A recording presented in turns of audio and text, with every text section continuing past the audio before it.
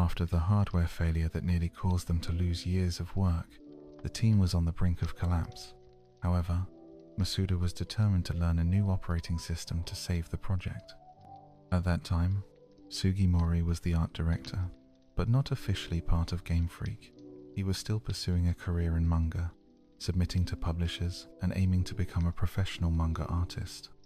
However, he saw that Pokémon was faltering, and he realized the only way to survive was for everyone to give their all. That day, he abandoned his manga dreams and joined Game Freak full-time, knowing it was the only way to help his friends achieve their goals. They brought in new programmers, including Shigeki Morimoto, who contributed designs for characters like Mankey and Tauros. Another employee, Motofumi Fuji, came up with different Eevee forms, but they still felt something was missing. Sugimori realized they needed more cute designs, so he reached out to female artists, including Ato Nishida, to help. Nishida went on to design iconic Pokémon such as Pikachu, Bulbasaur, Charmander, and Squirtle, contributing to the diverse range of designs. Everyone had their own specialties and approaches to design, but in the end, Sugimori revised everyone's work and unified it with watercolor artwork, creating a consistent collection of 150 Pokémon. By the time the game was released in 1996, it had been over 5 years since Sugimori first sketched the idea of the game. Game Freak was hopeful they might sell 1 million copies, which would make trading between players possible. Initially, sales were slow, but word of mouth spread, especially after rumors about a secret 151st Pokémon. Sales doubled and continued to grow, eventually reaching the top spot on the Japanese sales charts over a year after its launch. Pokémon fever eventually spread to the West, and the game became the best-selling game of all time, with nearly 50 million copies sold worldwide. It wasn't until 1999 that the reality of Pokémon's success truly hit Sugimori. On a train from Paris to London, he walked through the aisles and saw 2 kids playing Pokémon with a link cable stretched between them. As he passed by, they lifted the cable for him to walk under, and it struck him how big Pokémon had become. He never imagined it would grow into a global phenomenon, let alone become an anime or feature films. Sugimori drew a few one-off Pokémon manga, and the team immediately began working on Pokémon 2. He designed a Pokémon based on his childhood pet bird, which liked to stand on one foot, and brought in more designers to contribute new monster ideas. Like the first generation, Sugimori redrew and unified the designs for the new Pokémon in Johto. Despite the pressure to meet fans' expectations, the team worked hard, and after a 2-year delay, Pokémon Gold and Silver were released to global success, selling another 30 million copies and proving Pokémon wasn't just a passing trend. However, the pressure took its toll. Tajiri, who had been the director, no longer had the stomach for it, and relinquished his role during the development of Gold and Silver. He faded into seclusion, leaving Sugimori as the most senior public figure at Game Freak. Despite his success, Sugimori also began to feel burnt out. After the release of Gold and Silver, he admitted to a Japanese publication that, although the Pokémon world was vast and open, he sometimes felt tired of it. At 34, he expressed his desire to do more with pixel art. Though Sugimori had his share of challenges, he continued to refine his techniques, studying biology daily to research real-life bird skeletal and wing structures for designing bird Pokémon. He still used a manga G-pen to outline Pokémon designs, preferring the rough, freehand lines over the clean, digital precision many other artists preferred. Even in the digital age, he colored on a tablet, but stuck to his tradition of outlining with a G-pen for the tactile feeling it gave him. The theory that Ditto is related to Mew doesn't hold up. A lot of the evidence supporting it is either false or just coincidental similarities shared with other Pokémon. In recent months, we translated numerous interviews where key figures discuss Mew extensively, but Ditto is never mentioned. There's also a rumor about Professor Ivy being a lesbian, which originated as fan speculation and gained more attention in 2020 after a tweet by a user named Crimson. The claim quickly spread through multiple websites, but the source was unclear. Crimson later admitted that he hadn't read the book where the idea supposedly came from and deleted his tweet when he realized the information wasn't confirmed. Upon investigating the claim, it turns out that the relevant books are just novelizations of early episodes, ending long before Professor Ivy even appeared, and there's no mention of her sexuality. We also checked the personal blog of the anime's original head writer and found no references to the character in that context either. Despite this, the rumor still circulates, especially after Crimson's tweet was reshared. Some earlier threads suggested Ivy could be a lesbian, but those were purely speculative and not backed by any official sources. There's no evidence from the show's creators supporting the idea. We've done thorough fact-checking, but if someone can find a direct quote from the creators confirming these claims, we're offering a reward. In the earlier generations, Pokémon game soundtracks were created using recordings of real human hand-played instruments, but later generations shifted to procedural generation methods. This evolution is particularly relevant when discussing Pokémon Legends, Arceus, which we'll explore in a future video. Heart Gold and Soul Silver featured an enormous soundtrack with 270 tracks. A special music CD was released in Japan and eventually became available internationally 5 years later as a $10 digital iTunes download. The Johto region was designed with a strong Japanese aesthetic, and the music reflected that. In contrast, the Sinnoh region's music felt more refined and cool, while Hoenn's was meant to sound hot, aligning with its tropical theme. One particular track that stood out to the composer was Lugia's battle theme. He recalled obsessing over Lugia, looking at artwork and videos, and even dreaming about the Pokémon. It became his favorite from Johto. He poured that passion into the theme, and listeners can judge the results for themselves. While exploring the game's files, developers found an unused snoring sound effect meant for Snorlax, along with some wind sound effects that were never used. In the remakes, Ethan, the male protagonist, was redesigned to resemble a ninja. The original Generation 2 protagonists had a more Western appearance, but the new art director redesigned Ethan with tapered pants and tight clothing, aiming for a Japanese ninja-like look. Interestingly, the female protagonist from Crystal Chris was left out. The designer created a new character, Lyra, without referencing past artwork and decided not to link her to Chris, as she ended up looking completely different. Unlike Dawn from Diamond and Pearl, who wears a skirt due to a designer's personal preference, Lyra was given overalls and shorts for better practicality while walking with Pokémon. More on these Generation 4 design decisions will be discussed in a future video. Now, shifting to a lesser known and failed chapter in Pokémon history, a project called Pikachu Meets the Press. Marketed as a major moneymaker, it ended in embarrassment and has mostly been forgotten. This story is backed by translated excerpts from a 600-page Japanese book titled Pokémon Story, co-authored by Masakazu Kubo, a crucial but largely unrecognized figure in Pokémon's rise. In Japan, he is sometimes referred. In 1950, Charles Schulz created Peanuts, one of the most iconic and beloved comic strips in history. Its impact was so great that some people called it the longest story ever told by one person. Over the years, Peanuts became a cultural phenomenon, adapted into movies, television shows, toys, and much more. However, in the early 2000s, Schulz was diagnosed with cancer, and his time as a comic creator was coming to an end. This left a void in the comic strip world, which Pokémon saw as an opportunity. By this point, Pokémon had already become a global franchise, and with Peanuts ending, newspapers across the US were left with gaps to fill. While the revenue from daily comic strips was modest, the royalties from book compilations were substantial. The Pokémon Company realized this could be an opportunity to expand its brand, especially considering that Peanuts had reached millions of American homes each morning. However, with Schulz's death, the window for action was shrinking fast. The executives decided that, even if the comic strip itself wasn't hugely profitable, the exposure would be like $2 billion in free advertising. The idea was to take the spot left by Peanuts in as many newspapers as possible, which could translate to billions more in value.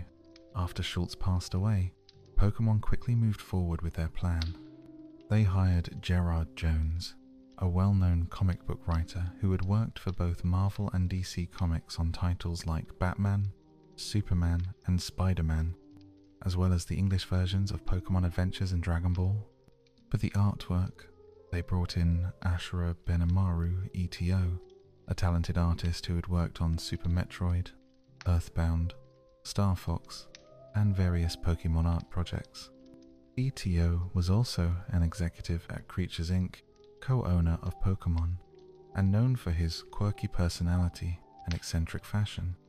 With this strong creative team in place, the Pokémon comic strip debuted a few months later. The first story featured Ash, Misty, and Pikachu on their first day of school, where they learned subjects like history and US government. Other familiar characters, like Brock, Ash's mom, and Gary, appeared regularly, along with various Pokémon. The strip featured color comics on Sundays and black and white ones during the week, with each weekday edition hiding a Pokémon for readers to spot. Sunday strips often included puzzles or other interactive elements. The stories were spread out over a week or two, with some ongoing themes, like Ash preparing for a battle with Gary or Misty's crush on Ash.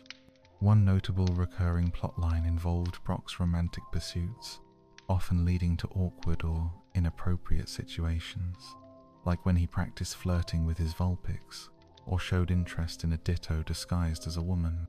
Another ongoing story was about Metapod, who became a philosophical and often depressed character due to its immobility. However, despite the team's talent, the comics were generally not well received. Most of them lacked humor or entertainment value, and only a few strips stood out. Typically, we keep our opinions to ourselves, but many of you might never read the comics outside of this video, so we hope you'll understand our need to wear our reviewer hats. Our critiques are in line with some that were made years ago, but we understand that what is good or bad is subjective, and it depends on personal taste. So, we'll let you decide for yourselves while we take a look at a Metapod comic strip. In it, PYU asks Metapod, "How can you enjoy being indifferent? It makes my head hurt." Metapod responds, "But Psyduck, being indifferent frees me from the pressure of having to make firm choices, although I might be happier if I were sure about some things. I guess I'm just indifferent to indifference." Psyduck then hams it up for the camera. Despite the lack of humor, many kids probably wouldn't even know what indifference means, but for some of you, that might be funny. Let's move on to another one. Here, Ash and his mom are watching television. The news covers topics like the stock market, the Slovakian embassy, and the presidential inauguration, then switches to a Pokémon battle. Ash removes his earplugs and says, "The secret to life is knowing when to pull out the music earplugs." The amusing part is that this entire strip was the Pokémon Company's attempt to appeal to American adults. This could explain the occasionally sophisticated vocabulary used. In a 2000 interview with a Japanese Nintendo magazine, Masakazu Kubo, often referred to as the father of Pokémon, discussed the next step for Pokémon's global expansion. He said, "What I'm most interested in now is breaking into American newspapers. If this works, Pokémon will be as big as peanuts." Up until now, all of Pokémon's creativity came from Japan, but now Americans are creating their own ideas to expand the brand in entirely new ways. Entering newspapers will be the first time Pokémon is presented as something for adults. I'm really excited about it. This focus on adult audiences might explain why Ash's mum gets so much attention in the comics. However, these strips more likely would have made adults think Pokémon was dumb. We could read you a bunch of them, but let's look at just two. In one, Ash's mum says, "That's it. I've made up my mind. I won't let Ash's Pokémon get to me anymore." Meanwhile, Charmander causes chaos in the background. Ash's mom looks at the reader, exasperated, and says, "Oh look, my curtains are on fire. Isn't that funny?" In another strip, Ash's mom is relaxing on the couch saying, a whole hour has gone by and Ash's Pokémon haven't bothered me one bit. I have to get up at 3 AM more often." Besides not being funny, these strips make Pokémon look really annoying. Gerard Jones, the writer, wasn't a big Pokémon fan and got most of his knowledge from his son, Nicky, who had shifted allegiance to another franchise, possibly Digimon or Yu-Gi-Oh! The lack of true Pokémon knowledge is evident in the comics, like when the Orange Islands are referred to as Orange Island, as though there's only one, or when Misty says her Staryu evolved through rigorous training, when it actually evolves via a water stone. There's also a weird storyline where Ash and his friends go to school, not Pokémon school, but an actual school where they learn about the 14th Amendment and the Electoral College. Very strange. Maybe this is nitpicking, but the Pokémon puzzles in the comics were ridiculously easy, especially considering they were meant for adults. For example, one puzzle asked readers to find Oddish, and it was really easy. Another one had to identify Ninetales, and that was also simple. Then there was a connect the dots puzzle that supposedly made a Pokémon, but the result didn't look like any Pokémon we know, maybe a deformed Meowth. We really appreciate Ashiro's art style, but it seems like he tried to blend his unique style with what he thought American funny papers should look like, and often the result was awkward. For instance, when Pikachu winks at the reader, it looks odd. Additionally, some Sunday strips looked rushed, with empty spaces where background color should have been. Ishihara and other Pokémon execs were concerned about the quality of the comics because they had to rush to get them out, especially since Charles Schultz was near death. During the same meeting, someone said they didn't want to miss this opportunity, to which Kubo responded that the restrictions would serve as motivation since they already had the characters in the game story. He wasn't wrong. Is this conversation helpful so far? Moves numbered 468, 469, or 470 were planned to function as special attacks with a base power and accuracy of 110 pp, but using moves beyond 470 causes the game to crash, suggesting there were at least 3 more moves planned.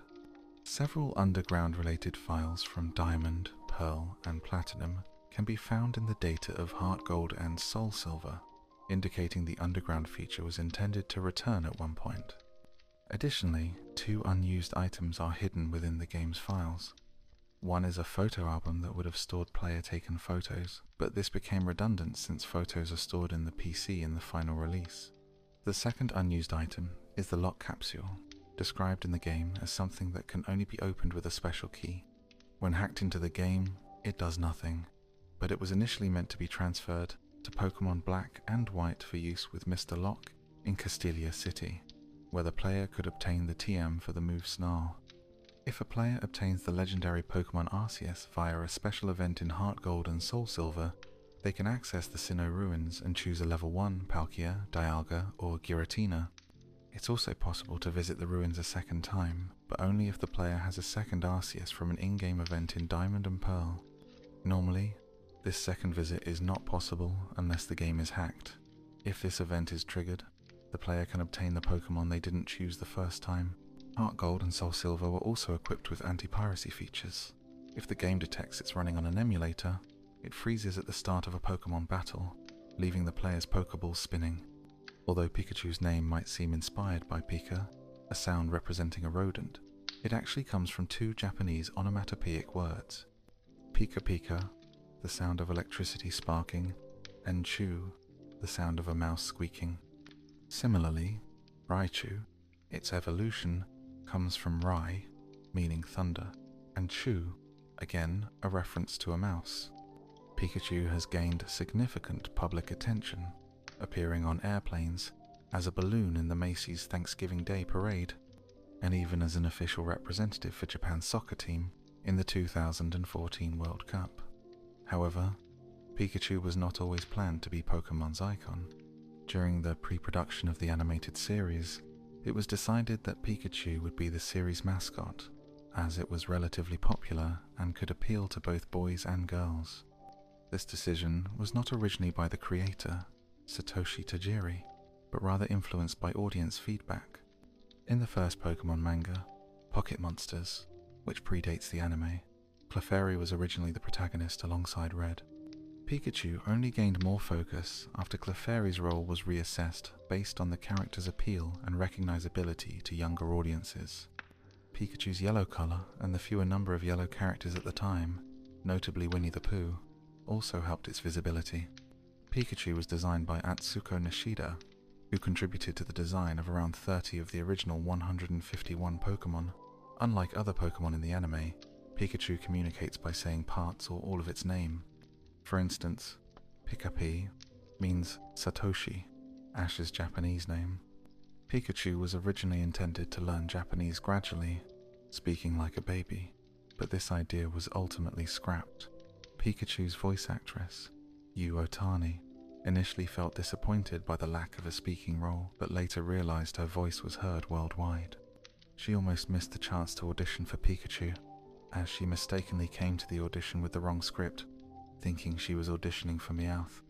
Her voice also appeared as an Easter egg in Pokémon Stadium 1 and 2, used instead of the typical cry when a Pikachu from Pokémon Yellow was imported. The Pokémon franchise has been known for its ability to make a profit, but there are exceptions, such as a particular comic that didn't live up to expectations. This comic ran for only 6 months, from September 2000 to March 2001, and failed to capture the interest of either kids or adults. One of the major problems was its pacing. Some storylines took weeks to reach a resolution, but the payoff was rarely satisfying. For instance, after Ash loses a battle to Gary, Clefairy spends weeks moping in a cupboard, feeling insecure and crying. The other Pokemon eventually throw a party to cheer it up, but by then, most readers had likely forgotten why Clefairy was upset. The comic even acknowledged this, with Bulbasaur breaking the fourth wall saying, "Too bad we didn't clip and save those strips." The comic was cancelled soon after, and the only appearance of Team Rocket was in the final issue, where Ash addresses the reader and says they won't be seeing them in the comic again. Despite the hopes of making money from the comic, it didn't generate the expected revenue, leading to its quick cancellation. Afterward, the comic's author faced serious legal issues and was arrested for possessing and distributing illegal content, which only further tarnished the comic's reputation. This scandal and the comic's failure led to it being largely forgotten, with no significant fan interest or online discussions about it. The Pokémon Company never acknowledged it, and the last known mention of the comic was from a single fan on social media, lamenting that no one talked about it anymore. However, if you're curious, the entire series is now available on the Internet Archive, for those who might still have some nostalgia for it. In contrast, the release of Pokémon Heart Gold and Soul Silver was much more successful. Fans actually predicted these games' announcement a week before their official reveal, thanks to a tease on a Japanese television show. This clue, combined with the success of previous games like Fire Red and Leaf Green, led many to correctly guess the remakes of Gold and Silver. This early guess likely influenced Nintendo to announce the games 3 days ahead of schedule. The development of Heart Gold and Soul Silver was influenced by the previous success of Gold and Silver. Despite initial concerns about the series' longevity, the success of Gold and Silver proved the Pokémon series was here to stay, which led to the creation of the Pokémon Company to handle the brand and marketing. Even though Heart Gold and Soul Silver faced their own production challenges, one of the major developments from this time was the creation of the Pokéwalker, a pedometer bundled with the game. This device allowed players to walk with their Pokémon virtually, similar to the Pocket Pikachu, a previous product from the series. The idea for the Pokéwalker was inspired by the Pocket Pikachu, and it was seen as a successor to it. It was based on a real-life experience where the Pokémon Company's producer had a similar device for his dog, which later proved to still be functional even after being lost for a month. In a fan-made trailer for the game Detective Pikachu, Birth of a New Team, Pikachu was humorously given a deep voice, imagined to be dubbed by American actor Danny DeVito. This trailer led to a movement to have DeVito voice the character, though he later declined, admitting he had never heard of Pokémon. Pikachu's global influence can be seen in many real-world instances. For example, the small island nation of Nauru has released commemorative coins with Pokémon characters, including Pikachu, as part of an initiative to increase global recognition of their economy. These coins, released in 2001, became collector's items. Another notable moment occurred in New Orleans, where, during the height of Pokémon Go's popularity, a 5-foot-tall Pikachu statue mysteriously appeared in a local park. The origins of the statue remain unknown, but it was quickly removed and later auctioned for $2,000, with the proceeds going toward restoring park fountains. Pikachu's fame also led to the naming of a retinal protein Pikachurin in 2008. This protein helps transmit visual information to the brain and plays a role in tracking moving objects, potentially aiding the treatment of vision disorders. The Pokémon franchise even gave birth to the game Hey You Pikachu for the Nintendo 64, one of only 2 games to use the console's voice recognition feature. Although it never released in Europe, the game saw several cultural adjustments for its American version, such as the removal of shoes from the player's room, which is customary in Japan but not in the US. In 2004, at E3, a tech demo for the Nintendo DS, titled Pikachu DS, was compared to Hey You Pikachu, where players could interact with Pikachu using the DS touchscreen. Pikachu's signature move, Volt Tackle, has its origins in the game Pulseman, another creation by Game Freak, where the move was called Volteer in the original Japanese version. As one of the most recognizable characters in the world, Pikachu's future remains uncertain. Despite being part of one of the most successful franchises in history, its legacy could one day fade, as might every other character. This idea of transience was echoed by Ken Sugimori, who, after a life full of achievements in manga and Pokémon, reflects on his journey. Though he spent his youth dreaming of becoming a manga artist, it was his work on Pokémon that defined his career. Now, approaching 60, he has come to terms with the idea that his manga dreams may never come to fruition. After the success of the wireless adapter bundled with Fire Red and Leaf Green, the team aimed to release a similar device alongside the Heart Gold and Soul Silver remakes to showcase how both technology and Pokémon had evolved. The idea was to bundle the Pokewalker with these remakes. Development of the wireless adapter for Fire Red and Leaf Green gave the hardware team valuable experience with wireless technology, which they later applied when designing the Nintendo DS. The proposal for the Pokewalker was significantly more detailed than the one for the Pocket Pikachu. Although the Pokewalker dropped several features, some new additions surpassed expectations. Originally, only a few Pokémon could be sent to the Pokewalker, but this was expanded to include all Pokémon. The design of the Pokewalker was inspired by the Pokémon anime's concept of shrinking Pokeball. It was intentionally designed to match the size of a shrunken Pokeball and was made more durable to withstand water, drawing inspiration from a story about Ishihara walking his dog. A study by Iowa State University compared several pedometers, including the Pokewalker, which showed that it was one of the most accurate available at the time, with a significantly lower margin of error than major brands like Digiwalker and SenseWare. Researchers praised the Pokewalker for making exercise appealing to children by combining it with video game elements. Additionally, the music used in the Pokewalker menus was a new version of music originally used with the Game Boy printer in Pokémon Yellow, Gold, Silver, and Crystal. Some of these tracks, like Unknown Radio, were difficult to recreate as they had been directly programmed into the Game Boy's sound chip, requiring them to be painstakingly reworked. Other new tracks had to be composed for areas that didn't have themes, like Cerulean City, which lacked its own theme in Generation 2. Composer Go Ichinose had difficulty creating battle themes for Ho-Oh and Lugia, as both had used the standard Wild Battle theme in Gold and Silver. He asked the original composer, Junichi Masuda, for guidance, and Masuda provided just a few notes, which helped Ichinose finish the theme for Lugia. However, Ho-Oh's theme was much more challenging, as Ichinose wanted it to reflect its peaceful nature, but the final theme needed to convey a sense of power and grandeur. The games were also influenced by the release of the Nintendo DSi, which had no Game Boy Advance slot. To accommodate players who couldn't trade from the GBA games, more Pokémon were added. Additionally, there were regional differences, particularly with the design of the sages, which was altered in the Korean versions of the game. In these versions, the sages' prayer beads were removed, and a red robe was added to one shoulder, possibly for religious reasons. The Japanese version also had a glitch in the Slowpoke well, where when the original Gold and Silver games were released in 1999, Game Freak admitted that they didn't feel fully complete. Series creator Satoshi Tajiri even looked ahead and predicted, "I think the best Pokémon game will come out sooner rather than later, but whether it'll be the best is something I can't achieve alone. The kids who grew up playing may become game developers, and if they share our vision, then I believe we can expand the Pokémon world together." His prediction came true when a young Takao Uno, who had been a fan of the series, was in line to buy gold and silver the day they released in Japan.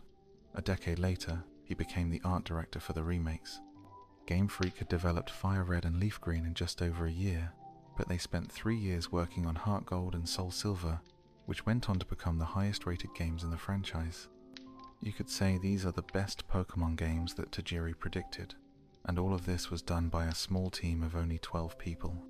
In this video, we're translating old Japanese magazines and websites to uncover more behind-the-scenes details about Heart Gold and Soul Silver, and we will archive every interview translation publicly for those who want to read them. The passion behind Heart Gold and Soul Silver is evident right from the start when you leave New Barktown. In the original games, there was a sign reading, "The town where winds of a new beginning blow," but the wind itself was just implied.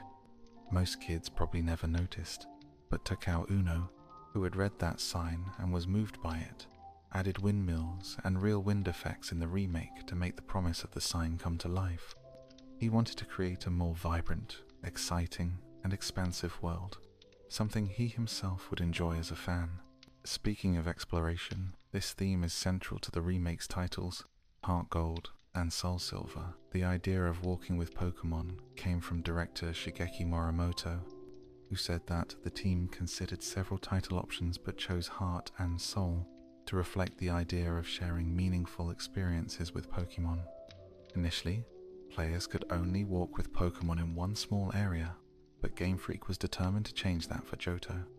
They designed sprites for all 493 Pokémon, including gender differences and shiny variants, and included animations for walking and interacting with them. There were specific reactions for certain Pokémon depending on the location, and the developers went through a lot of effort to ensure Pokémon didn't get stuck on terrain. This task was the most difficult part of development, and Takao Uno was surprised when Morimoto confirmed they were going to push forward with the idea. The team was driven by a desire to create something even better than Yellow, where players could only walk with one Pokémon. They felt they couldn't let a Game Boy game from 10 years ago outperform them. Nintendo also proposed an idea that added a real-world component to the game. Every copy of Heart Gold and Soul Silver came with a pedometer called the Poké Walker, which let players transfer Pokémon and take them on real-world walks to gain experience. Pokémon Company President Ishihara had the idea of encouraging fans to buy 6 Pokewalkers so they could build a full team, but the idea was eventually dropped. Despite this, the designer of the Poké Walker, Shigeru Amori, carried 6 of them with him during development. This was another of Tadri's predictions coming true, as Amori had been a fan of gold and silver when he was a student. On one page, you'll see he's always buying Peach merchandise, though his favourite Nintendo game was the original Metroid. His art significantly improved Game Freak's work, and their self-published magazines became some of the first strategy guides, with a devoted readership of thousands. One issue, explaining how to score 10 million points in Xevious, was especially influential. You could probably make an entire documentary about the lives of these 2 teenagers in the Xevious scene, which was long and dramatic. One of them essentially wrote an entire book about it, but that's a story for another time. For now, it's enough to say Xevious had a massive impact.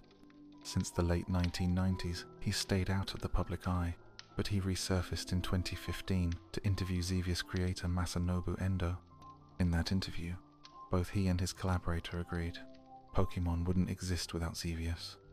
Game Freak wouldn't have made their first game without it, and the mystery surrounding Xevious strongly influenced the mysterious elements later seen in Pokémon. One said, "I think it's important how Endo left things ambiguous. That's why, when I'm asked questions about Pokémon, I try not to give clear answers. What I learned from Xevious is that leaving things vague can make them more fun." After meeting Xevious's creator as teenagers, the Game Freak team realized legends are just people like them, so they decided to make their own game. Their favorite games focused on simple actions like digging, shooting, and jumping, so they created a Famicom game based on flipping. One of them hired a few more people, rented an apartment as an office, and asked Namco, the same company behind Xeviosto, publish their game. Namco agreed, and 3 years later, Quinty hit store shelves, selling 200,000 copies, a major success. Each month, One of them published a 2-page Quinty manga, but his growing duties at Game Freak left little time to pursue his dream of becoming a full-time manga artist. After Quinty, Game Freak started developing a new project, a Game Boy game called Capsule Monsters, which they thought would only take 6 months. The idea for Pokémon came when 2 of them were playing Dragon Quest II, and one of them ended up with 2 rare hats the other desperately wanted but couldn't get. That moment sparked the idea of trading. Back in the 1980s, most people were playing traditional fantasy RPGs like Dragon Quest and Final Fantasy, but there was also a growing group of young developers creating RPGs that took a different route. Pokémon Red and Green were part of that movement, a kind of counterculture. Their design document imagined a world with over 200 fantasy creatures, most of which could be caught in capsules, battled, and traded with friends via link cable. They pitched it to a Nintendo-affiliated studio that had recently released the RPG Mother. The producer, along with Shigeru Miyamoto, liked the concept enough to fund it and become producers. One artist recalled, "At first, I just liked drawing monster-style creatures in a cartoonish way, but I'd never drawn that kind of monster before, so I felt lost, but I managed to come up with about 20 or 30 designs. However, the 6-month development estimate turned out to be unrealistic. After spending their Quinty earnings on development gear, they ran out of money. With help from their Nintendo contacts, they decided to make smaller games to generate income. About half a year later, they released Yoshi on both Famicom and Game Boy. It sold 500,000 copies on its first day. Around the same time, they launched Jerry Boy for the Super Famicom, which won the character designer an award. He also created manga for Jerry Boy, Valkyrie Noise. This conversation helpful so far? Modi still lives in Tokyo. He's still friends with Tai and continues to work at Game Freak, mostly in a supervisory role. He owns a Switch and enjoys games like Mario Kart and Animal Crossing, though he mainly sticks to older titles. He's a cat lover after his parents' cat passed away a few years ago. He painted it as a tribute. He doesn't draw much anymore and certainly doesn't make manga, but he enjoys visiting art exhibits, especially ones that feature original works from his favorite childhood manga, where he stands closely and studies the pieces. As he nears 60, he reflects that he no longer dreams of creating something timeless.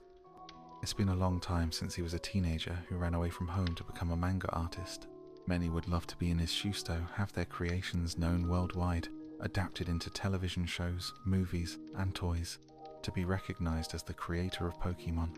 But that wasn't the life he wanted forever. As someone once said, sometimes the goal was to avoid making Pokémon too cute or too cool.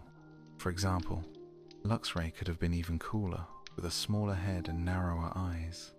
If a Pokémon appeared too cool, Sugimodi would intentionally add something to make it less cool, because he believed that overly cool Pokémon wouldn't capture a player's heart. This applied not just to Pokémon he designed, but to others as well. He would revise them to be less cute or cool, believing it made them more memorable. He felt the same way about human protagonists in the series, and intentionally made them less cool in his view.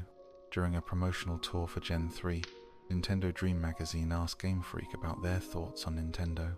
Masa gave a standard answer, calling them a company they could learn from in terms of style and creation. Then, Sugimodi responded, joking that he actually preferred Sega.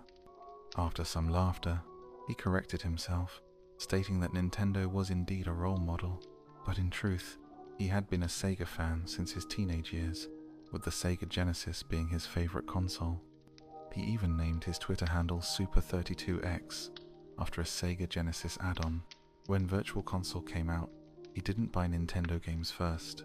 Instead, he repurchased old Sega games he loved. As Gen 4 development began, Sugimodi felt a pull to return to Game Freak's roots, working on action games like Pulsman. He directed Drill Dozer for the Game Boy Advance, and even drew a manga for it. The game received solid reviews, but it didn't sell as well as Pokémon, and it was his last game as a director. Over time, Sugimodi reduced his involvement in Pokémon, stepping back from his role as art director, starting with Heart Gold and Soul Silver. By the time Sunday and Moon came around, He was primarily supervising other designers and only directly worked on the Alolan forms of old Kanto Pokémon. Meanwhile, he worked on the cover art for the Sega 3D Classics collections purely out of passion, and created an art book, Ken Sugi Modi Works. The book devoted only a small portion to Pokémon, and focused mostly on his other projects. Despite his gratitude for Pokémon's success, he admitted that he sometimes felt like he didn't want his entire life to be defined by it. In the book, he expressed his self-doubt, saying he wasn't good enough to be a manga artist, and only succeeded in art because video games were a new industry with low standards when he started.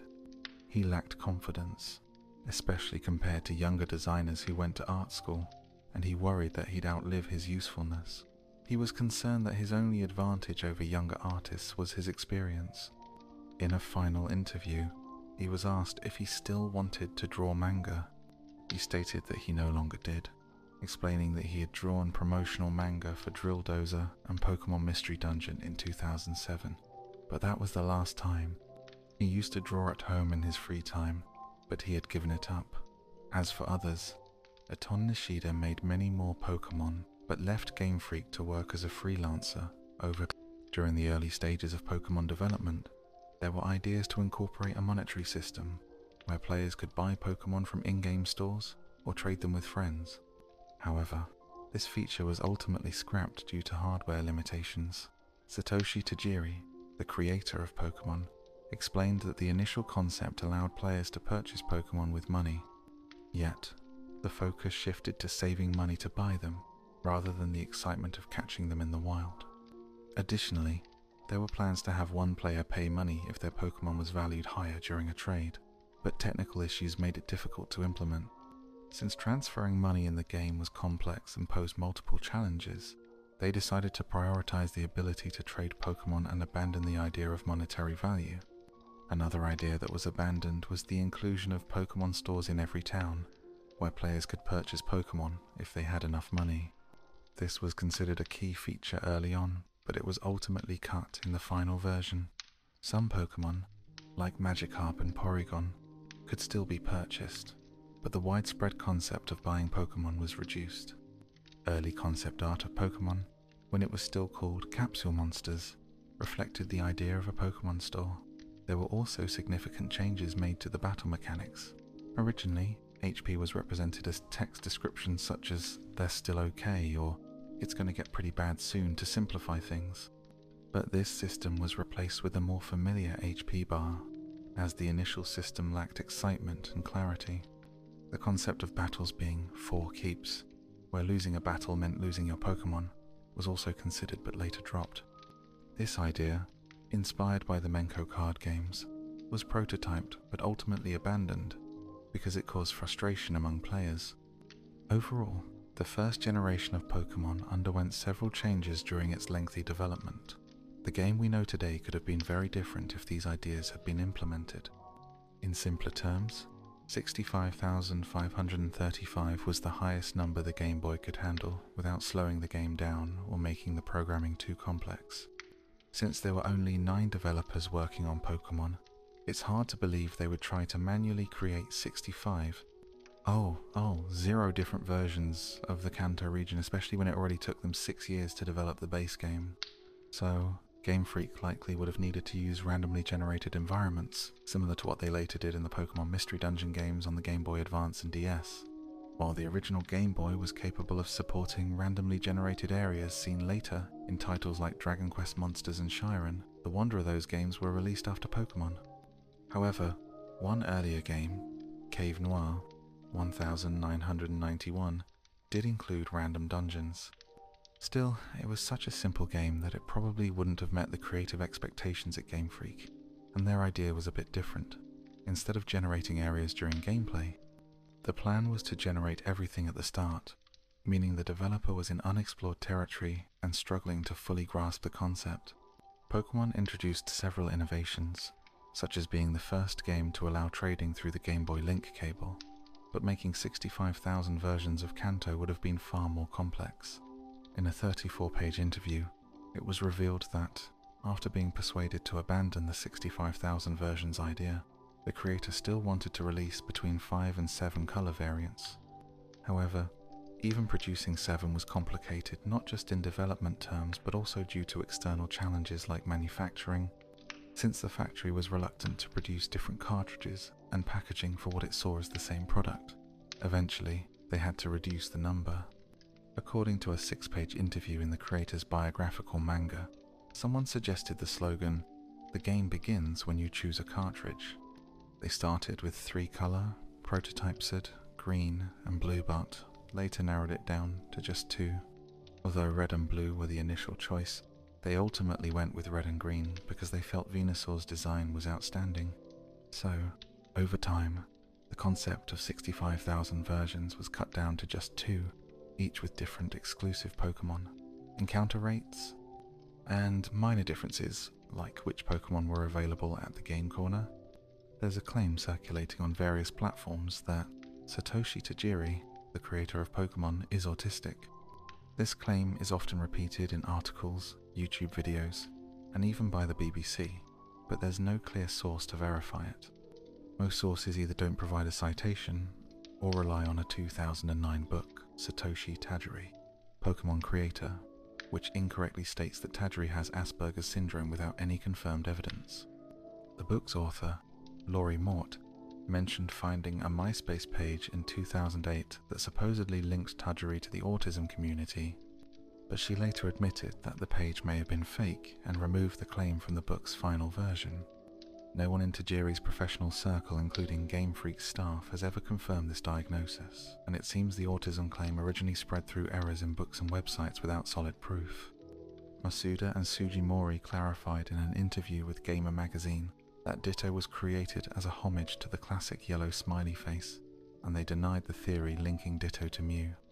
Despite this, many fans continue to believe the theory, convinced that Mew and Ditto share too many similarities to be just a coincidence. Let's examine the key points of the theory, starting with their similar color palettes. In the original red, green, and blue versions, there were only 10 possible color palettes for the 150 Pokémon, so it's not unusual for 2 Pokémon to have the same palette. However, Mew and Ditto's palettes aren't even identical. In fact, Mew shares its palette with only 2 other Pokémon, Mewtwo and Jinx, while Ditto's palette is shared by 23 other Pokémon. Even in later generations, their palettes don't match, and the Pokémon classification system, introduced in Generation 3, describes Mew as pink and Ditto as purple. Their shiny versions also differ significantly in color, as seen by their distinct hex codes. While both weigh 4 kilograms, this is not unicolor Pokemon like Bellsprout and Shellder share the same weight. Ditto and Shellder also share the same height, yet they aren't considered connected in any meaningful way. There are actually 9 Pokemon that weigh 4 kilograms, and 10 that weigh 5 kilograms, showing that weight alone isn't a strong indicator of a connection. Another similarity often mentioned is that both Mew and Ditto are genderless. However, Mew can't breed with any Pokemon, while Ditto can breed with nearly every species, which is more of an opposite trait.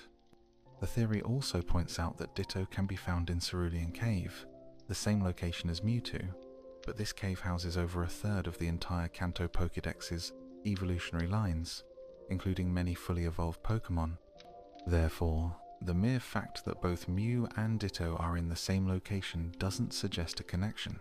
Ditto can also be found on various other routes in Kanto, weakening the theory further. In Pokémon Yellow and the remakes, Ditto appears in the Pokémon Mansion, which could be because the scientists were studying Ditto for various reasons. The 1996 Pokédex book describes Ditto as one of the most enigmatic Pokémon, making it plausible that scientists were researching it. The Pokémon Mansion is home to both Pokémon from the surrounding area, like Vulpix and Ponyta, and those brought by researchers for study, such as Grimer and Rattata, which could suggest Ditto was being studied for its unique properties. Proponents of the theory also point out that both Mew and Ditto can learn Transform via leveling up. However, this is not unique to them. Mew can also learn Metronome, a move otherwise exclusive to Clefairy and Clefable in Generation 1. Additionally, while both Mew and Ditto have balanced base stats, Mewtwo, which is a clone of Mew, has stats that aren't evenly distributed. It's also worth noting that Mew weighs 122 kilograms, not 4 kilograms, which further weakens the theory that Ditto, being a clone, would weigh the same as Mew. Fans also cite a line from the movie Mewtwo Strikes Back, where it's mentioned that Mewtwo was the first successful clone of a Pokémon. However, this line wasn't part of the original Japanese version, and it doesn't appear in any of the games. The claim that Mew was a clone of Ditto is also not found in any official source material, and while rumours and theories about Mew and Ditto's connection can be found online, particularly in Western fan circles, there is little support for this in Japan. When asked where he got his information, he never replied. In short, this rumour seems to be an example of cytogenesis, a process where false claims are added to Wikipedia without sources, then picked up by news sites that use Wikipedia as a reference. Those articles are later used as credible sources for future content. Many people spreading the misinformation seem to cite reliable outlets like the BBC, but tracing it back shows it originated from a random Wikipedia edit and a fake MySpace page. That false claim eventually made it into a published book, giving it an appearance of legitimacy. Even after checking Japanese sources, the same citation issues were found. Japanese websites also lacked a credible source for the claim. In other words, Japanese fans repeating the rumour don't have any concrete evidence either. This may be disappointing to some, but to be clear, no one is saying it's impossible, just that there's no confirmation. Every statement about the claim links back to the same unreliable origins. There is no direct proof or primary source, so this rumour is considered false. Another widely shared fan theory claims that Ditto is a failed attempt at cloning Mew essentially. Scientists messed up trying to create Mewtwo, and Ditto was the result. This idea has been shared on various websites and fan wikis, and promoted by popular YouTube videos with millions of views. Supporters of the theory point out that Ditto and Mew share similar colours, shiny forms, weight, and genderless status. Ditto also appears in locations associated with Mewtwo's creation. While it's an entertaining theory, the evidence doesn't hold up. No developer has ever said there's a connection between the two Pokémon. In 2012, when asked directly about this theory, series director Junichi Masuda said it was the first time he'd ever heard it. When pressed, he explained that each Pokémon is designed to be a unique life form. While not a perfectly detailed response, it was clearly a denial. Some fans dismissed Masuda's answer, arguing he wasn't a Pokémon designer because early credits listed him as a programmer and composer. However, Masuda has been at Game Freak since before Pokémon's development began, and had worked with the original team, including Tajiri and Sugimori, since their technical college days. Red and Green were developed over 6 years by a small team where everyone helped with different roles. According to planner Koji Nishino in a 2018 interview, job titles were loosely defined, and team members often created assets and designs together. Masuda was one of the 3 core developers and stayed involved throughout the franchise's development. Some theorists insist on hearing directly from the person who designed Ditto, but according to Sugimori, Pokémon were often created through team collaboration, with multiple people contributing to a single design. Because of that, Game Freak avoids naming any one person as a specific Pokémon's creator, so for those waiting for a definitive statement from Ditto's sole designer, such a person likely doesn't exist. Masuda, however, seems to have direct knowledge of Ditto's creation. Do you like this personality? 10 years ago, I wished that everyone could discover something they truly love at a young age, so they could carry that passion with them into adulthood. For many watching this, that passion likely still connects with Pokémon today. Even though Heart Gold and Soul Silver didn't introduce any new Pokémon, they did make subtle changes to some of the older ones, which you might not have noticed. Ken Sugimori, who created the original Gold and Silver artwork, returned to re-illustrate the remakes. The biggest difference was his new art style. Back then, he was using watercolor to mimic Akira Toriyama's style, the Dragon Ball artist. But as he grew older, Sugimori wanted to move away from that approach and adopt something new. In an interview, he explained that he didn't want to drastically change the Pokémon, as that could upset fans who had strong attachments to them. His philosophy was that Pokémon belonged to everyone, and every Pokémon is someone's favorite. Therefore, he aimed to make subtle updates rather than complete redesigns. Changes included things like Meganium's flower, Stantler's tail color, originally white, now brown, Gligar's claws and wing spikes, which were changed from white to pink, and Scizor, which now had 3 abdominal segments instead of 2. Even Ursaring saw a subtle redesign, with an additional claw on each paw. Sugimori also changed the finger count for Haunter and Mystic Mime, as a response to cultural taboos in Japan against characters with 4 fingers. He explained that after 10 years, he was ready to refresh some of the poses that he had grown tired of, though he kept the ones that still felt iconic. Many of the color changes in Pokémon were simply a result of Sugimori's evolving art style. Interestingly, Heart Gold and Soul Silver did introduce a new variant, the time-traveling, female-only, spiky-eared Pichu. Initially, it was going to be a white Pichu, and there were even ideas to create a brand of white cream stew to accompany it, but they ultimately chose the spiky-eared design. The marketing potential of this was clear, as the words for white Pichu and white stew in Japanese sound similar. There's a visual of the original white Pichu, which was shared in 2014 at a Pokémon art exhibition in Tokyo. The game developers also considered other designs, like Heart Cheek Pichu or Pichu with an odd haircut, but in the end, they went with the spiky-eared variant. This Pichu, despite being part of the main game series, can never be transferred out of Heart Gold or Soul Silver, which makes it a sort of lost Pokémon, though she does appear in Smash Bros. Ultimate, which suggests she may have time traveled to a few generations later. Sound design was another major feature of the remakes, as Heart Gold and Soul Silver became the first games in the series to include environmental sound effects. The audio team, led by Go Ichinose, knew that Johto would feel empty if the sounds didn't match the new visuals. These environmental sounds were carefully placed tile by tile in the game's overworld, which was a costly and time-consuming process.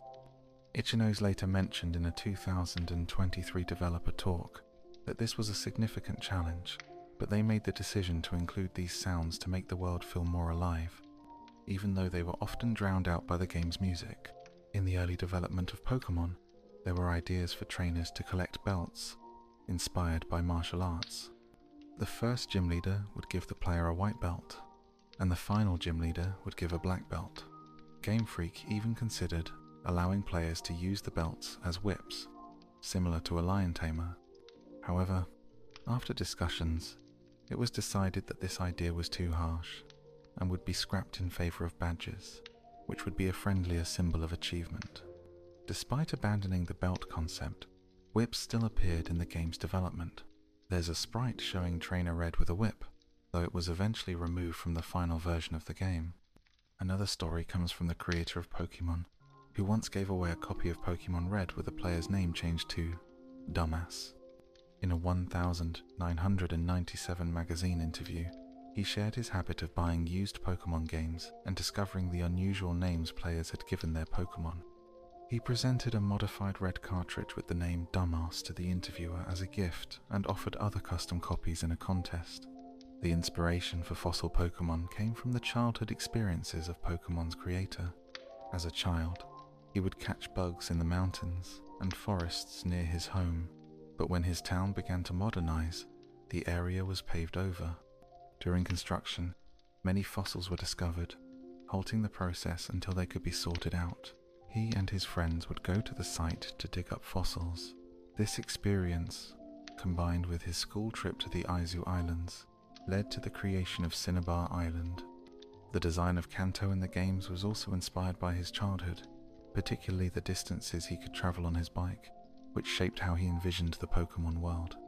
18 years after an interview discussing the region's design, an early build of gold and silver leaked online, giving fans a glimpse of the region Tajiri had been talking about, which was eventually scrapped and replaced by Johto. Interestingly, the region resembled Japan when turned on its side. In a lighter note, have you ever noticed that Unova's champion, Older, breaks the Pokémon rule of carrying more than 6 Pokeballs. This was explained in a 2010 issue of a Japanese magazine, Nintendo Dream, where Alder's creator, Yusuke Amura, said it was because Alder never learned how to use a computer. Amura also revealed that he initially struggled to avoid making Alder resemble Jesus, stating that his first design was too evangelist-like, which he couldn't get out of his head. He consulted with Sugimori, who advised toning it down, so Alder became more of a wanderer figure. Alder has Pokeballs not just around his neck but also under his cloak. Since he doesn't use a PC, he carries all his Pokemon with him more than just his main team. The official line from Pokemon art director Ken Sugimori was that although players are meant to carry only 6 Pokemon, Alder's inability to use a PC results in him carrying all of them around. In the 1997 Famima64 interview, Tajiri was asked why Porygon exists. His response was that Porygon was an ironic addition, created to counter the critics who said it was too late to make a Game Boy game. At the time, many were suggesting that he move on to making polygon-based games for newer consoles. Tajiri thought it would be amusing to include a Pokemon called Porygon, and while adults understood the irony, kids simply saw it as a cute Pokemon. Eventually, as they became more familiar with computers, they would realize the irony behind it. Tajiri also noted that Pokemon is full of terms kids wouldn't fully understand until much later in life. Moving on, Pokemon was initially planned to be much smaller, with the game's producer, Shigeru Miyamoto, not even envisioning it as an RPG. Red and Green were launched in 1996, but Tajiri first pitched the idea to the Nintendo subsidiary Creatures Inc. in early 1990, with plans to finish it by October that year. However, Creatures was already working on a similar game, Johto, which used the Game Boy as an insect cage to hold creatures. Tajiri's Pokemon was different, in that it involved trading monsters via a link cable. Due to this difference, Creatures ultimately chose not to pursue Johto. Tajiri's original idea, which was expected to be a smaller project, grew larger over time. He initially thought it would take about 6 months to develop, but as the concept expanded, they realized that timeline wasn't feasible. Miyamoto was fond of the idea of collecting and trading monsters, especially because it was something only possible on the Game Boy. However, he didn't initially think Pokemon should be an RPG. When Veronica Taylor auditioned for the original voice of Ash, the character was called Casey. The name Ash may have been selected to align with the show's tree-themed naming pattern.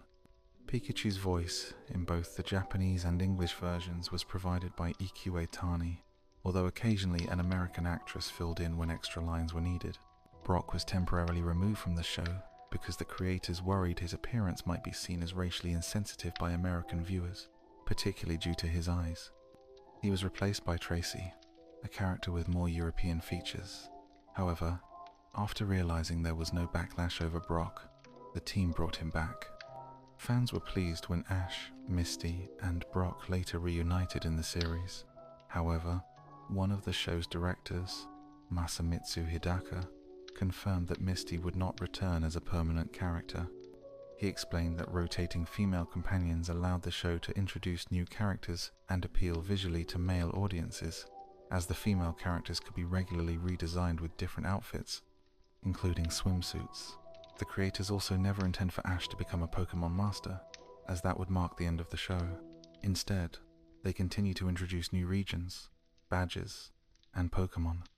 After the early seasons, the show became more culturally neutral to appeal to global audiences. This is especially evident in series like Best Wishes and XY, where Japanese text was replaced with a fictional language based on the Latin alphabet, making localization easier since it appeared as nonsense text in all languages. Despite its success, the series faced controversy. One of the earliest major incidents was the episode Electric Soldier Porygon, which caused seizures, nausea, and other symptoms in about 700 viewers due to rapidly flashing red and blue lights. The episode was pulled from airing worldwide, and the show paused production for 4 months. The incident, known as the Pokemon Shock, was serious, but the series continued due to its strong popularity. There were also unexplained story elements in the original season. For example, Ash is shown to own many Tauros, even though the Safari Zone episode where he caught them was never aired outside Japan. That episode, titled The Legend of Dratini, was banned for its depiction of guns and a scene where Meowth wears a moustache resembling that of Hitler. Despite being banned, clips from the episode appeared in other segments like the Poker App. Another banned episode, Beauty and the Beach, was criticized for sexual content and suggestive humor. In one scene, James wears inflatable breasts during a beauty contest. The episode was banned internationally for several years and later aired in the US as a heavily edited, lost episode. The character Jinx was also controversial due to its original design, which resembled racist imagery. Initially aired in the US, later episodes featuring Jinx were edited or removed entirely.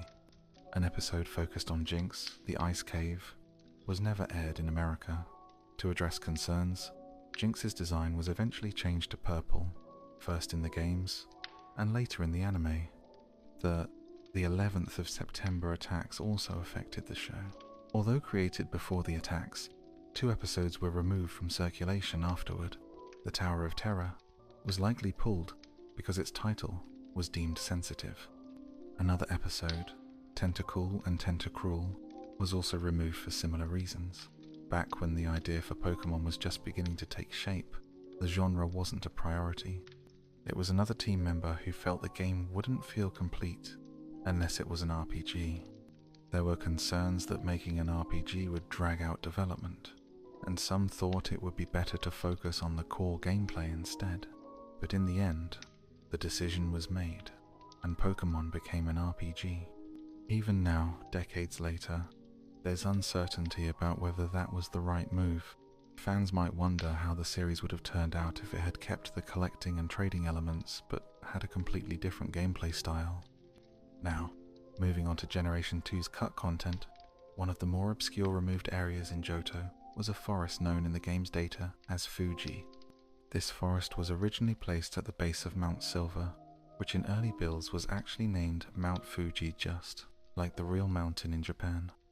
At the foot of the real Mount Fuji lies the Sea of Trees, also known as the Suicide Forest, a place known for ghost stories and, sadly, a high rate of suicides. Signs placed there today urge visitors to reconsider and contact support groups. This information comes from a Generation 2 data expert and member of a preservation team. In the final version of the game, only one new ghost-type Pokémon can be found at Mount Silver, suggesting that Fuji Forest may have originally been intended as a home for ghost Pokémon, including some that were later cut. To avoid controversy, the area was scrapped and replaced with a new map that has no connection to the Suicide Forest. However, the original map still exists within the game's hidden data. Additionally, the original Japanese opening of the Pokémon anime included a line about looking up girls' skirts, which appears twice in the extended version. The Japanese show also featured other questionable content, such as a scene where Brock comments on looking forward to a schoolgirl in 8 years translated in English to a suggestive joke, and later removed completely in the kids' WB version. Religious references were also altered, such as a scene originally mentioning heaven and hell, changed in English to a light-hearted exchange about loving a newly caught Pokémon. The Pokémon anime was only intended to run for about a year and a half, but due to its massive popularity, it became one of the longest-running television shows. The main character, known as Ash in the English version, is named Satoshi in Japanese, after the series creator. His rival, known as Gary in English, is named Shigeru in Japanese, referencing a prominent figure at Nintendo. These names were also among the default player and rival names in the original Japanese games. Early versions of Ash's design closely resembled the in-game player character, but it was later changed to better distinguish the show from the games. The Pokémon anime had an episode where a giant Tentacruel attacked a city and a character was seen using an automatic weapon. The episode was briefly pulled after Hurricane Katrina, as it depicted a flooded, damaged city. Interestingly, a shot of Tentacruel striking a skyscraper remained in the show's opening. The Pokémon franchise's success eventually led to the creation of over 20 movies. One of the early films, Movie 3, was initially going to have a completely different plot. It involved a real-life T-Rex, questioning why there are real plants but no real animals in the Pokemon world. The plot featured scientists discovering a T-Rex fossil that came to life and caused destruction, with Ash, his friends, and Team Rocket trying to stop it. However, the idea was ultimately scrapped due to a lack of new Pokemon for promotion and the game's staff not wanting to create a Pokemon solely for the movie. The script was rejected, leading the writer to drown his sorrows before being introduced to designs for new Pokemon like Entei and Unknown, which became the focus of a new film to promote the Gold and Silver games. Additionally, the concept for Detective Pikachu originated from one of the rejected pitches for the Pokemon anime. Initially, the anime team wanted Pokemon to talk in full sentences, but Game Freak disagreed, believing Pokemon should remain silent, with Meowth as the only exception. However, many wanted Pikachu to speak, leading to a tech demo in 2013 with a motion-captured Pikachu that could express emotions and talk. Despite resistance from Game Freak, the idea was eventually approved, and Detective Pikachu became a game success. In 2016, after the success of Pokémon Go, Legendary Pictures won the rights to make Pokémon films, despite some skepticism about a Chinese company handling a Japanese property. Universal was initially set to distribute the film, but in 2018, Warner Bros. Took over. This change hinted at a future deal between Legendary and Warner Bros. After their contract with Universal expired. Legendary quickly pushed the movie's production forward to capitalize on the Pokémon Go hype. The new film would not feature Ash Ketchum as the protagonist, as the Pokémon company wanted to explore a new character. Speculation about potential scriptwriters like Max Landis and Nicole Perlman circulated, alongside rumors about Alex Hirsch's involvement. Negotiations to write the film began when production started in January 2018. However, the final draft was credited to Perlman and director Rob Letterman, with no mention of the original writer. Letterman was pitched the idea for Detective Pikachu and was immediately drawn to its story. Actor Justice Smith was the first confirmed cast member. Interestingly, in Paper Towns, Smith's character sings the Pokemon theme song Gotta Catch 'Em All, along with his co-stars. In terms of music, Detective Pikachu marks the second time a Nintendo property used the song Happy Together by the Turtles in a trailer, with the first being for the Nintendo 64 game Super Smash Bros.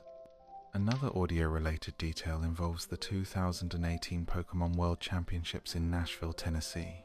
During the event, Rob Letterman invited the crowd to chant as if Pikachu and Charizard were fighting. This chant was later used in the film's battle scene between the two Pokemon. The plot of the Detective Pikachu movie is loosely based on the game, with shared elements like the protagonist Tim Goodman and the city of Rhyme City. Several movie scenes also reference other Pokemon games and media. In addition to the cameo appearances of Pokemon, the film includes references to various Pokemon game locations, such as the COO region from Pokemon Diamond, Pearl, and Platinum. Tim's train ticket even has a pun, as it shows he's departing from Leave Town. The team behind the 3 Deciseconds game was thrilled to learn that their work would become a full Hollywood production, something they had never expected. Initially, they had only hoped for an animated short. While nervous about giving up creative control to Legendary Pictures, they were excited by the opportunity. When the 3 Deciseconds version of Detective Pikachu was first announced, fans began speculating who would voice the character in English. Though the role eventually went to Keiji Tang, fans overwhelmingly wanted Danny DeVito to voice Pikachu. This led to the creation of a fan video and a petition that garnered over 50,000 signatures. DeVito responded by declining the offer, humorously stating he didn't know what Pokemon was. Despite this, the film's team tested audio from DeVito's character Frank Reynolds in It's Always Sunny in Philadelphia. While they liked the voice, they ultimately chose Ryan Reynolds. Other actors considered for the role included Hugh Jackman, Mark Wahlberg, and Dwayne "The Rock" Johnson. The film also retained the voice of longtime Pikachu actress Ikue Otani for Pikachu's regular speech. However, in the initial German trailer, a different voice was used, which was later replaced with the usual voice. Reynolds, known for his humorous marketing campaigns as Deadpool, continued this trend with Detective Pikachu. He released a comedic video on his YouTube channel, sharing his method acting approach and how he prepared for the role. Reynolds didn't just voice Pikachu, but also performed motion capture for the character. Pokémon were selected for the film based on 3 criteria: their popularity, the needs of the story, and how they looked in live action. Legendary Pictures worked closely with Game Freak and the Pokémon Company to choose the Pokémon. They aimed for a broad range of Pokémon from all generations, although Letterman had a particular affection for the original 151. Detective Pikachu is the first live-action Pokémon movie, and artist R.J. Palmer, known for his realistic depictions of Pokémon, played a major role in designing the creatures. Palmer's work went viral. When the movie was first revealed, some longtime fans were skeptical about the realistic designs of the Pokémon and Pikachu being able to talk. While some appreciated the realistic look, others found it unappealing compared to the original, simpler, cartoonish designs. However, concerns about the film's reception were dismissed after test audiences responded positively in January 2019, 3 months before its release. At that point, it was revealed that Legendary Pictures was already working on a sequel. According to Hollywood Reporter, they hired Oren Uriel, writer for 22 Jump Street, to write the script. Uriel has also worked on the Sonic the Hedgehog movie and Men in Black International, but hasn't commented on his involvement with the next Pokémon film. Additionally, in January, The Verge reported that 2 other Pokémon films were in development. One was a spin-off featuring Mewtwo, not to be confused with Mewtwo Strikes Back, Evolution, and the other would be a live-action adaptation of the Pokémon Red and Blue games, focusing on Red's journey through the Kanto region. It seems both films are set within the Detective Pikachu universe, indicating that Legendary is creating a Pokémon cinematic universe. A producer from Detective Pikachu later hinted at this during an interview, noting the vastness of the Pokémon universe and the potential for future films, saying that they were focusing on getting the first film right before moving forward. With over 800 Pokémon to explore, the possibilities seemed endless. The future of Detective Pikachu looked promising, especially with the film's opening weekend box office earnings potentially reaching up to $100 million, putting it on par with several Marvel films.